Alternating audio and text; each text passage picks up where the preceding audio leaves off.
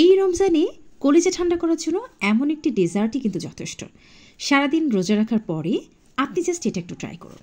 আমি সকালে ভিজিয়ে রেখেছিলাম সুন্দর করে ধুয়ে রাখা চিরা এবং তাতে অ্যাড করেছিলাম খেজুর, কলা, অনেক অনেক বাদাম, তার সাথে ছিল মধু, সাথে ছিল কিশমিশ এবং এর পরপরই কিন্তু আমি আরও ট্রাই করেছি এখানে ক্রিস্টাল হানি, অর্থাৎ এটা আমার বাসাতে সবসময় থাকে অ্যাভেলেবেল।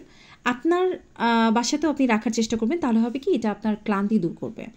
এখানে আমি দিয়েছিলাম গুড় কিছুটা, এটা হচ্ছে জাস্ট টেস্টের জন্য।